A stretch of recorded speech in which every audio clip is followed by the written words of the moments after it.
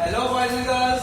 So today in this video we are going to study about a very interesting topic, that is the reproduction in fungi. We have studied that the fungi is a multicellular eukaryotic organism which is possessing a cell wall, but it is made up of chitin. Okay. Though due to its thallus body organization, it has some different types of methods through which it achieves its reproduction. Fine. Reproduction in fungi can be classified into two forms. One is asexual reproduction and another is sexual reproduction. Okay, there are two types of reproduction. One is asexual reproduction and another is sexual reproduction. First of all, we are going to study about asexual reproduction. Asexual methods. Okay. You all have studied about asexual reproduction in class 10, so I am not going in detail of the concept asexual reproduction. Now I am going to tell you about the types of methods which are involved in the reproduction of fungi. So the first method of asexual reproduction, it is budding. Okay, you have also studied about budding in class 10. We are not going into detail, but budding. Okay, here it is performed by unicellular fungi. It is performed by unicellular fungi. Unicellular fungi, and you know very well the name of unicellular fungi, it is yeast. You have also studied that budding is in yeast in class 10 reproduction chapter. Second method of reproduction, it is spore formation. Okay, it is spore formation. Right? Now, mostly performed by multicellular fungi. Okay, mostly performed by multicellular fungi. Okay, so this is it. Now, in spore formation, there are two methods, two types of spores are formed. Two methods or two types of spores are formed. One is sporangiospores. Sporangiospores, and another is conidiospores. Okay, two types of spores are formed. First sporangiospores and another is conidiospores. So I think you should first note it down, and then we will start what are the sporangiospores, and later you will study about the conidiospores.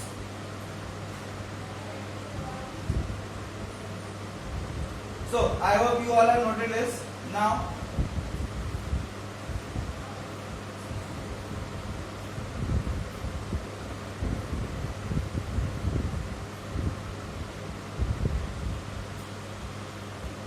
first of all, we are going to study about sporangiospores.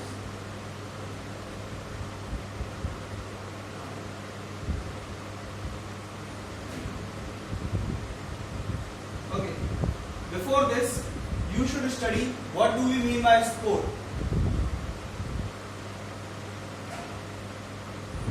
Spore क्या होता है?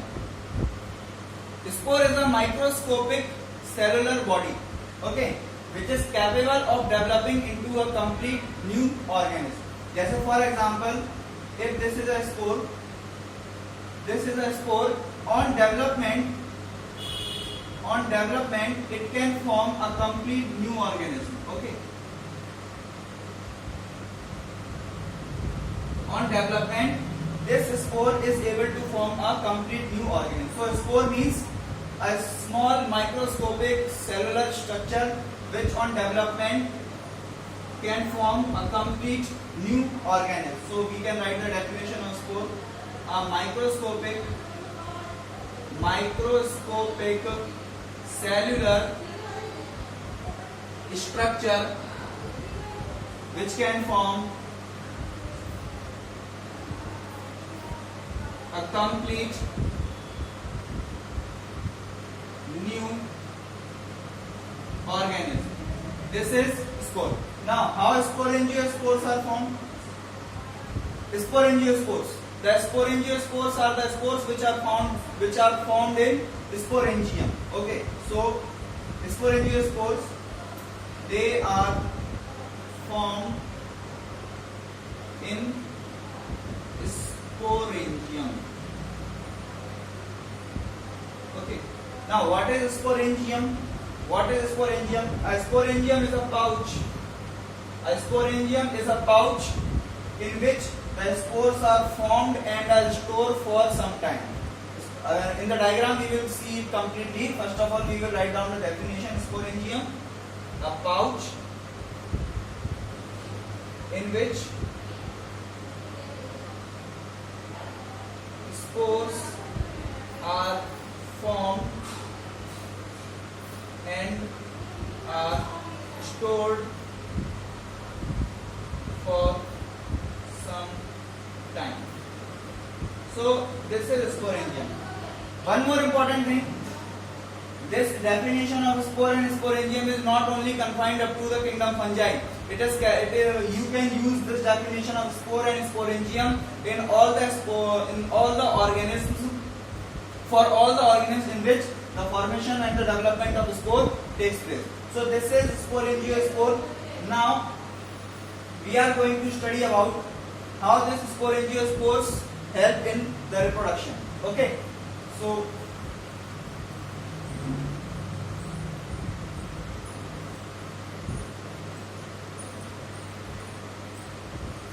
we know that the fungi has a thread-like body, or a fungi has a thread-like body. It would be something like this. Okay, suppose this is a fungal body. It is a fungal mycelium. Okay, it is a fungal mycelium. Now this fungal mycelium will develop one hyphae. This hyphae is developed. Okay, and at the tip of this hyphae one pouch is formed. Okay, this pouch is sporangium. Okay, this pouch is sporangium. Now in this sporangium, suppose this is a particular type of cell. It is a fungal cell. Fungi की कोई एक cell होगी. Now this cell will divide repeatedly to form multiple spores. So it is something like this.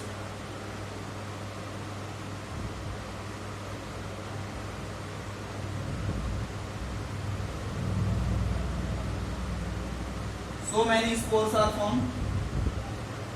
These are spores. And now these spores will be released into the environment when this sporangium gets burst. I have told you that the spores are stored in the sporangium for some time.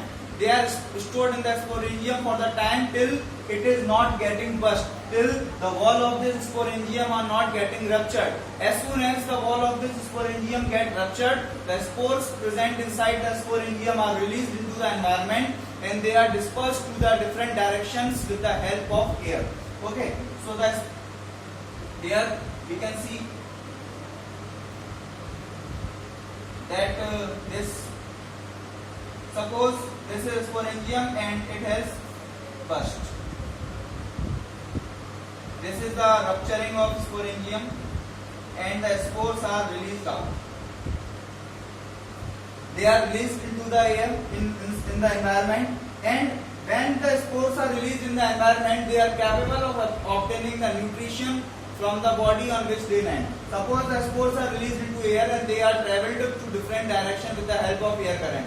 And after traveling a certain distance, suppose they land on the body of any surface. Okay, sorry, on the surface of any body, and on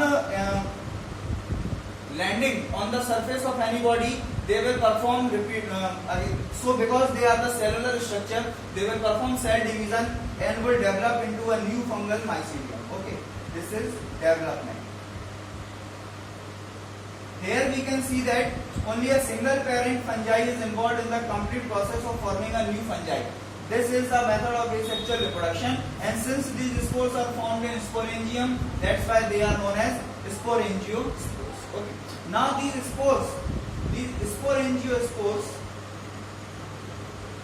These sporangiosperms are of two types. These sporangiosperms are of two types. One is zoospores, and another are aplanospores. Okay, one type of spores are zoospores and another types of spores are aplanospores. Zoospores are the spores in which flagella is present. Okay, the spores in which the flagella is present, that type of spores are known as zoospores. And the aplanospores are those spores in which flagella is absent. Okay, so these spores in which the flagella is absent, they are known as aplanospores. Since the flagella is present in the zoospores, and you know very well that the function of flagella is to help in locomotion, that's why the zoospores are motile. Okay, and this aplanospores are non-motile. So this is all about the functioning of the